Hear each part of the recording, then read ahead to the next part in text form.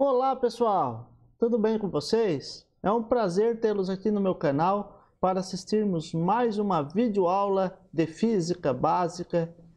E nesta videoaula nós vamos ter como conteúdo os estados físicos da matéria. Gente, toda matéria ela é formada por átomos e moléculas. O estado físico da matéria, também chamado estado de agregação ou fase, é o termo que nós utilizamos para fazer a referência à configuração de como a matéria está organizada. Observe nesta figura, nós temos o estado sólido, o estado líquido e o estado gasoso. Observe como a matéria ela está organizada no estado sólido. Ali existe uma pequena lupa ampliando um bloquinho de gelo e mostra ali algumas bolinhas azuis. Essas bolinhas representam os átomos, as moléculas que formam o cubo de gelo. Percebam que elas estão bem agrupadas, bem organizadas. Já no estado líquido, gente, as moléculas já não estão mais tão organizadas como no sólido. E no estado gasoso, olha como as moléculas estão organizadas. Então, nos estados sólidos, líquidos e gasosos, nós teremos algumas características importantes que vamos ver aqui na sequência. Mas será que existem somente esses três estados físicos? Você já ouviu falar em algum outro estado físico da matéria? Tenho certeza que muitas das pessoas, quando forem indagadas sobre o estado físico da matéria, certamente irão citar: temos o estado sólido, líquido e gasoso. Porém, nós temos outros. Nós vamos ver um pouquinho desses aqui também logo à frente. Primeiramente, vamos tratar desses três estados que são os mais comuns para a grande maioria.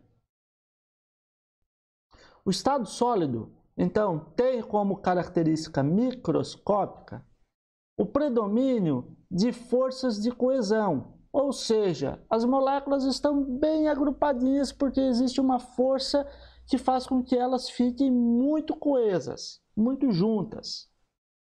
Elas estão bastante próximas e organizadas, por isso essa configuraçãozinha aqui bem organizadinha. O estado sólido, ele tem forma e volumes bem definidos. Então isso aqui é uma grandeza macroscópica. Um bloco sólido você pode pegar e ter aqui nesta casa e você levar lá para outro ambiente e ele vai ter o mesmo formato. Ele vai, se ele tinha uma aresta de 20 centímetros, lá na outra casa ele vai continuar com a mesma aresta de 20 centímetros, podendo ter uma pequena variação por dilatação, e não é o caso nesse momento. E ele também não sofre compressão, ou seja, você pode apertar, apertar, apertar, que ele vai ter basicamente o mesmo formato. Já no estado líquido, as grandezas microscópicas já são um pouquinho diferentes. As forças de atração entre as moléculas já são menos intensas, por isso as moléculas não ficam tão agrupadinhas. E existe um maior movimento das partículas e uma menor organização.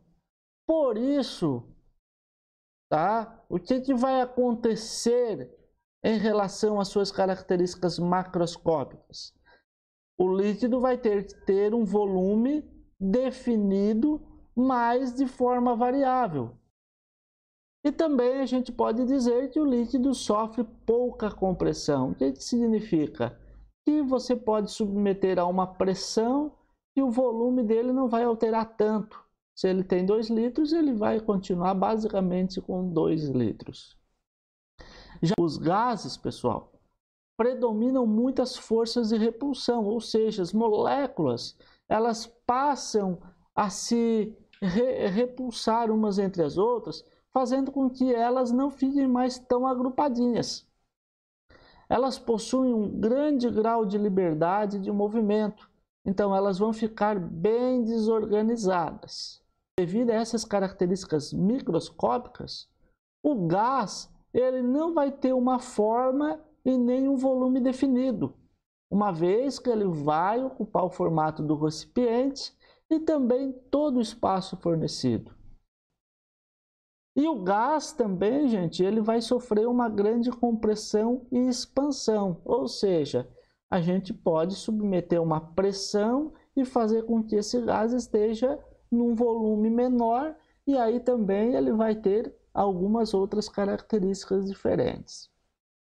Então, gente, quando nós falamos de estado sólido, líquido e gasoso, nós temos que ter bem em mente as diferenças microscópicas e macroscópicas desses estados.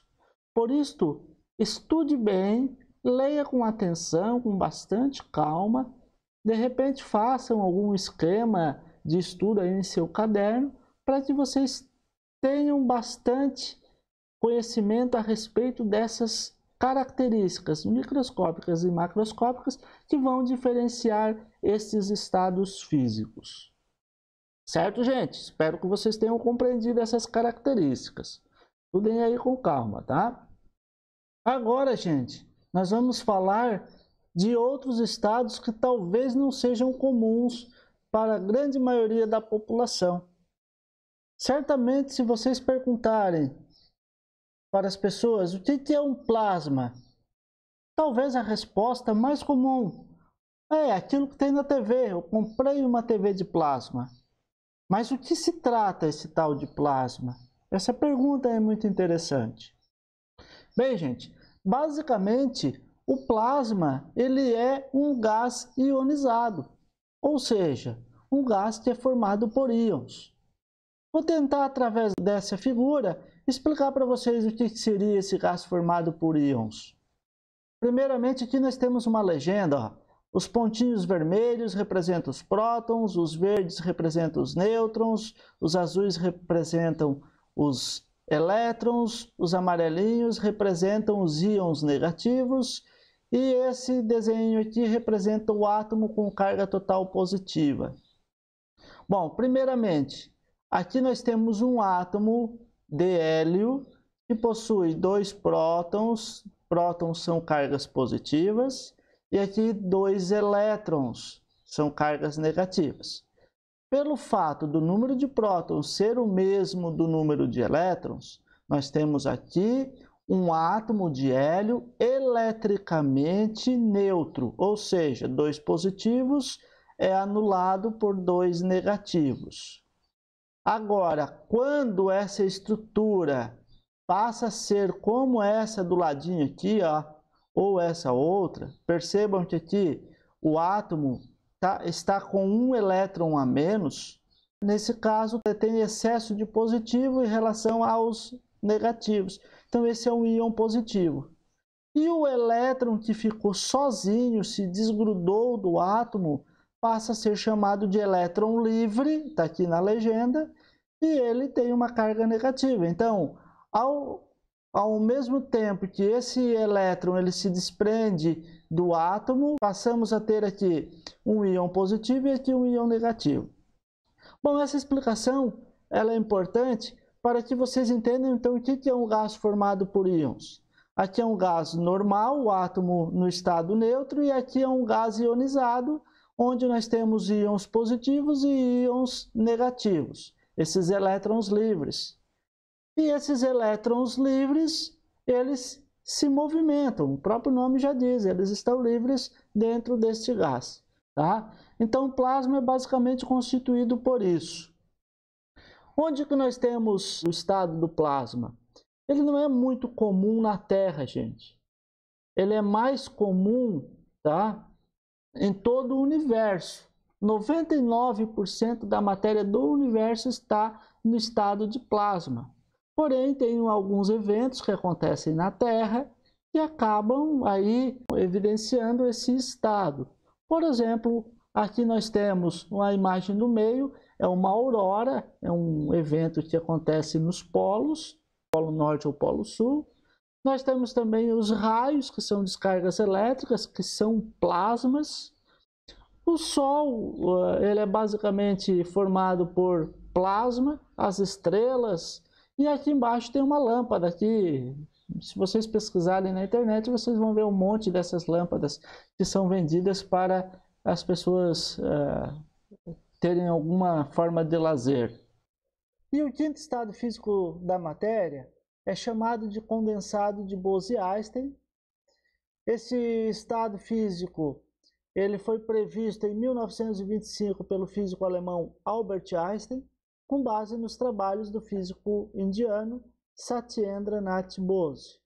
O Bose ele inovou na forma de pensar sobre a teoria da radiação de corpo negro de Max Planck.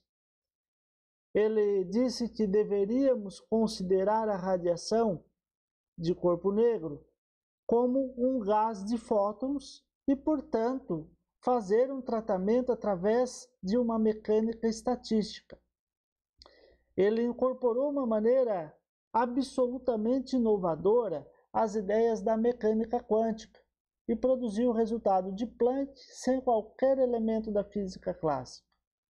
Então, o seu trabalho serviu como base para que Einstein, em 1925, pudesse fazer essa previsão de como a matéria se organizaria em baixas temperaturas. Somente em 1995, ou seja, 70 anos depois, é que ocorreu a comprovação experimental desse estado físico condensado de Bose-Einstein. Essa experiência ela foi realizada por dois físicos estadunidenses em laboratório. Eles resfriaram o gás de rubídio a uma temperatura extremamente baixa, próximo dos 170 nanokelvin, uma temperatura próxima ao zero absoluto. Então, muito baixa temperatura. Na mecânica quântica, os átomos, eles não são mais considerados partículas, eles são interpretados como ondas. Para que a gente possa melhor compreender o estado físico condensado de Bose-Einstein, nós vamos imaginar que todos os átomos são compreendidos como ondas. Então, aqui nós teríamos um átomo, aqui um outro átomo, outro e um quarto átomo, cada um com a sua onda característica.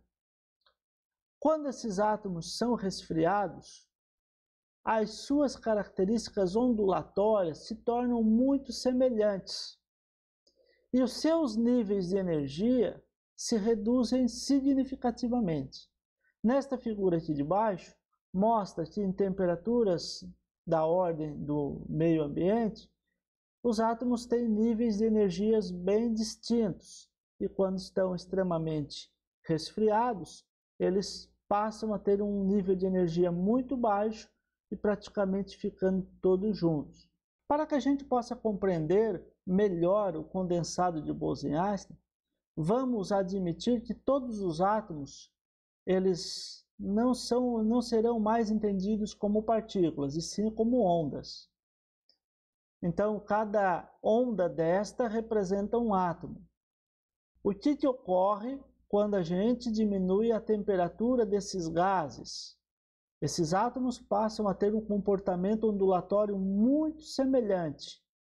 Ou seja, todas aquelas ondas que eram distintas passam a ser praticamente iguais. Isso significa que, ao reduzirmos os níveis de energia dos átomos, eles que estavam bem separados passam a se juntar, ficar muito próximos uns dos outros. Então, gente, em temperaturas muito baixas, as ondas se sobrepõem, dificultando inclusive de visualizar as partículas separadamente. Então a gente diz que elas se tornam como uma partícula única.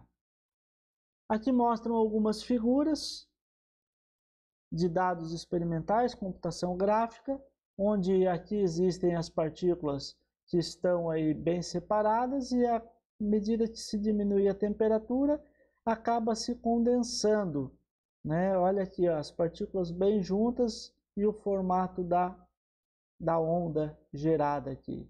Enfim, se nós colocarmos todos esses estados físicos em ordem crescente de energia, a gente pode dizer que o estado físico que tem menor energia é o condensado de Bose-Einstein, nas temperaturas próximas do zero absoluto, e à medida que vamos fornecendo energia, o estado físico ele vai se alterando até chegar ao estado de maior energia, que é o estado do plasma. Bom, pessoal, então encerramos por aqui o nosso tema da aula de hoje. Espero que vocês tenham gostado dessa videoaula. Se gostaram, deem o seu like, curtam o nosso canal, se inscrevam aí e nos veremos numa próxima videoaula com novos conteúdos. Um grande abraço, galera. Tudo de bom a vocês.